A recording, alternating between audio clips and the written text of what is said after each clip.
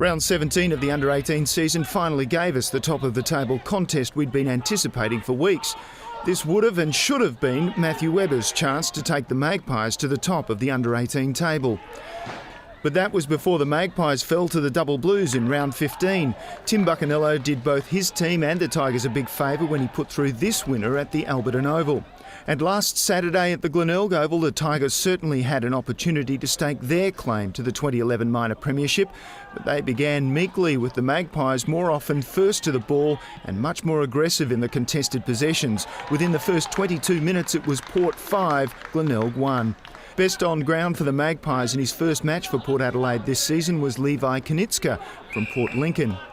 Levi is fresh from the South Australian Country Football Championships, where he helped Eyre Peninsula take out the grand final against Murray South East.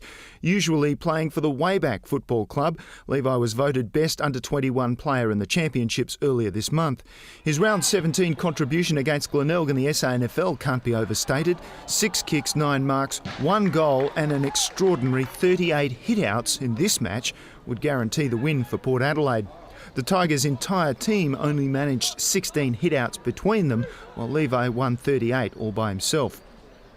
And reaping the rewards from Levi's hard work was Jamie Solly from the North Pines Football Club.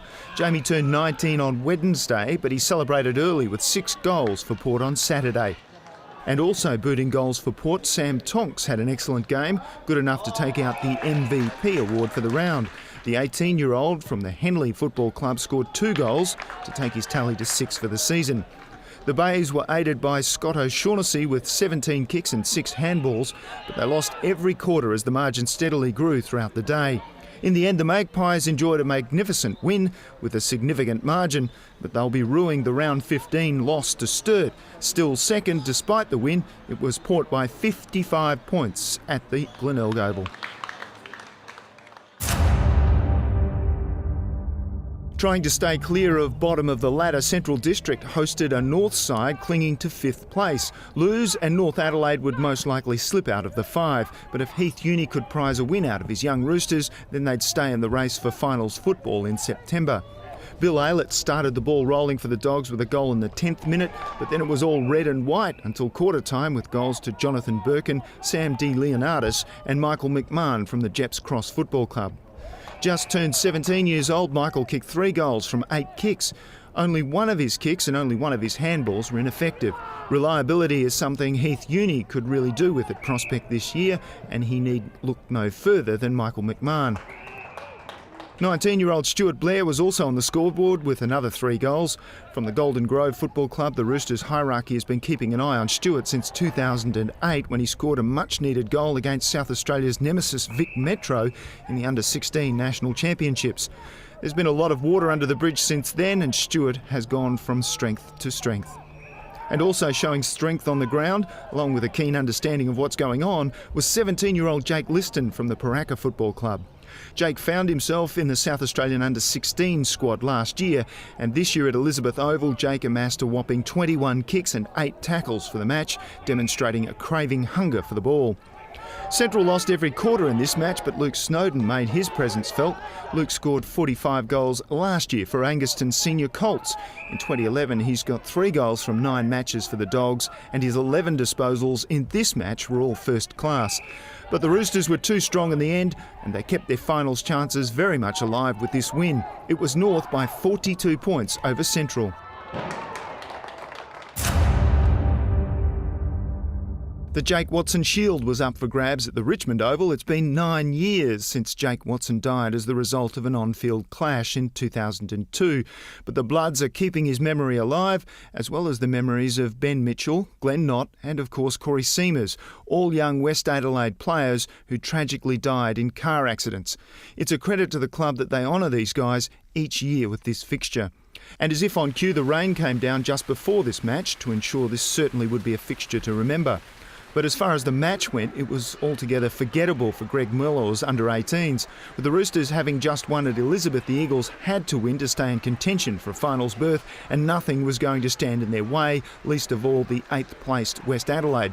And it was all over bar the shouting after just 35 minutes when the Eagles opened up a 9-goal-to-1 lead. Ouch. And doing his level best to make sure the Eagles won in the wet was Jimmy Toumpas, who revelled in the conditions. His 26 kicks and 9 hand passes won him yet another best on ground tag, his third for the season, along with 2 second places. And he might well have taken home the Macca's Cup MVP award if he hadn't already won it in round 5. Jimmy's got a solid future out in front of him, but in which state in Australia? We'll have to wait and see. Also bagging goals for the Eagles was Joseph Senior from the Henley Football Club. Joseph put 3 through the middle on Saturday night. Once again, his accuracy was sublime, with only 1 of his 16 kicks missing its intended target all night. Best of field for West was Cameron Long with 13 disposals and 10 hit-outs, and once again Bill Keenan was scoring goals for his team this week. He was the only blood to score more than 1 goal for the match. So the Eagles took the match by nearly 16 goals, but the West Adelaide Football Club ensured that the memory of Jake, Ben, Glenn and Corey lives on. At the Richmond Oval, it was the Eagles by 93 points. The Sunday fixture last weekend was at the Noarlunga Oval. The Panthers' task in this match was to make sure they weren't trounced. A win would have been nice, but to concede under 100 points would be as close as victory as coach Jason Tawney could hope for at this stage of the 2011 season. For Norwood, third place was more than just a chance. With Sturt on the bye, a win for the Redlegs would put them above Sturt and just 2 points shy of the Magpies in second. And early on, it was all a little bit too easy. For the second time this season, the Panthers failed to score anything at all in the first quarter. This match looked like it would turn into yet another South Adelaide demolition. But whatever Jason Tawney shared at quarter time certainly found its mark, because the Panthers won the second quarter and amazingly the third as well. But let's not get carried away. There was only 1 goal scored in each of those quarters. By three-quarter time, the unthinkable loomed large. A Panthers win was very much a possibility, as they trailed only by 4 points.